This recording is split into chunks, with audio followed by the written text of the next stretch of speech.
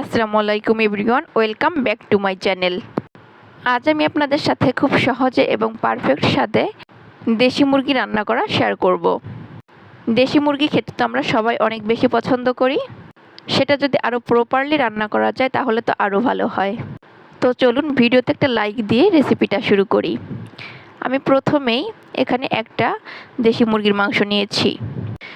মাংসগুলোকে আমি আগে থেকেই কেটে পরিষ্কার করে ধুয়ে নিয়েছি। এখন আমি চুলে একটা প্যান বসিয়ে দিয়েছি। প্যানটা গরম হয়ে গেলে এর ভিতর দিয়ে দিচ্ছি পর্যাপ্ত পরিমাণে তেল। আমি এখানে 3 টেবিল চামচের মতো তেল ব্যবহার করেছি। খুব বেশি তেল ব্যবহার করার প্রয়োজন নেই, কারণ মুরগিটাতে অনেক বেশি তেল ছিল। তেলের ভেতরে হাফ চা চামচের মতো লবণ দিয়েছি। এখন কিছু কেটে রাখা পরিষ্কার করে ধুয়ে রাখা আলু অ্যাড করে দিচ্ছি। আলুটাকে আমি তেলের ভিতরে বেশ কিছু সময় একটু ভেজে নিব। আমি মিডিয়াম টু লো হিটে আলুগুলাকে 2 মিনিটের মতো ভেজে নিয়েছি।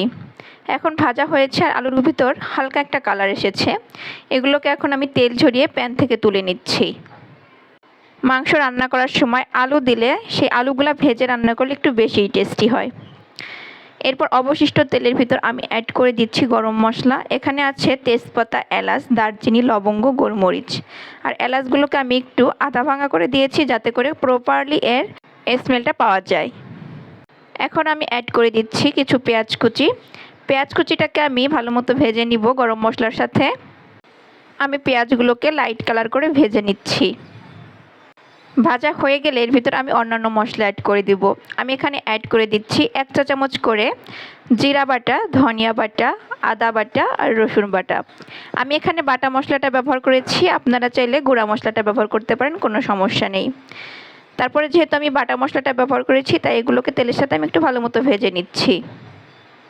বাটা মশলা দিয়ে তরকারি রান্না করলে কিন্তু অনেক বেশি টেস্টি হয়। আর আমি যেহেতু আজকে দেশি মুরগি রান্না করছি তাই দেশি স্টাইল একটু বাটা মশলাই ব্যবহার করলাম। তারপর আমি এর ভিতর অ্যাড করে দিচ্ছি স্বাদ মতো লবণ আর দিয়ে দিচ্ছি হলুদের গুঁড়া 1 চা চামচ। লাল মরিচের গুঁড়া অ্যাড করে দিচ্ছি। আমি এখানে লাল মরিচের গুঁড়া ব্যবহার করেছি 1.5 চা চামচ। দেশি মুরগি কিন্তু একটু ঝাল ঝাল করে রান্না করলেই বেশি ভালো লাগে, তো আপনারা ঝালটা আপনাদের পছন্দ মতো অ্যাড করে দিবেন।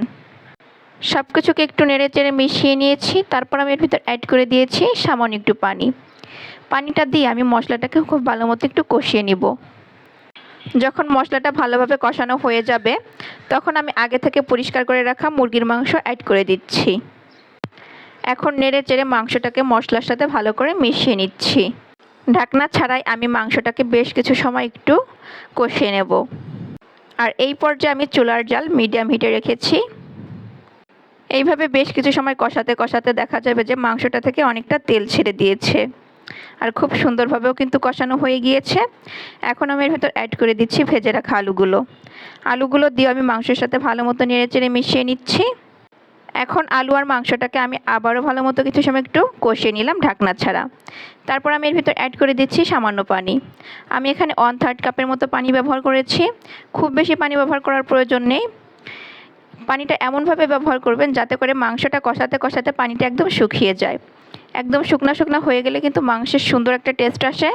আর বেশি পানি দিয়ে কিন্তু বেশিক্ষণ জাল দিলে মাংসের টেস্টটা একদম নষ্ট হয়ে যায়। এরপর ঢাকনা দিয়ে ঢেকে আমি মাংসটাকে কষিয়ে নিব। আর এই পর্যায়ে চুলার জালটা কিন্তু একদম মিডিয়াম হিটে রাখতে হবে। ফিরে আসছি প্রায় 6-7 মিনিট পরে। এখন মাংসটা খুব ভালো মতো কষানো হয়ে গিয়েছে আর পানি কিন্তু শুকিয়ে গিয়েছে। আর যেটা দেখতে পাচ্ছেন এটা কিন্তু তেল, কোনো রকম পানি নেই মাংসের ভিতরে।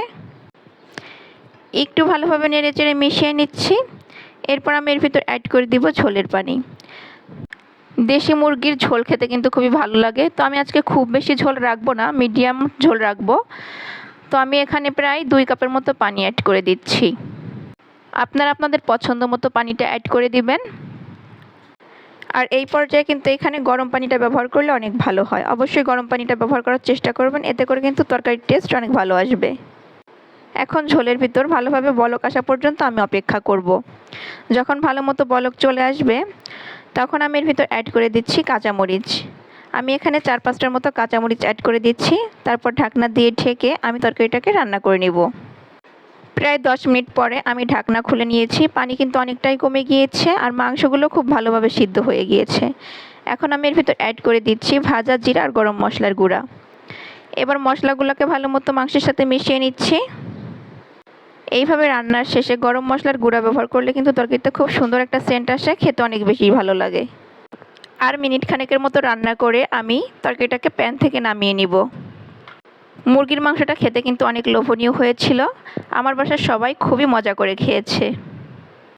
আর মাশাআল্লাহ তরকারিতে কিন্তু খুব সুন্দর একটা কালার এসেছে, দেখতেও অনেকটা ভালো লাগছে। ভিডিওটি আপনাদের কাছে কেমন লেগেছে অবশ্যই কমেন্ট করে জানাবেন। ভালো লাগলে একটা লাইক দিয়ে দিবেন আর বেশি বেশি করে শেয়ার করে দিবেন। আমার চ্যানেলটি সাবস্ক্রাইব করে অল বাটনে ক্লিক দিয়ে রাখবেন, যাতে করে যে কোনো ভিডিও ছাড়লে সাথে সাথে আপনাদের কাছে নোটিফিকেশন চলে যায়। আজকের মতো এখানেই বিদায় নিচ্ছি। এতক্ষণ যারা আমার সাথে ছিলেন সবাইকে অসংখ্য ধন্যবাদ। সবাই ভালো থাকবেন। আসসালামু আলাইকুম।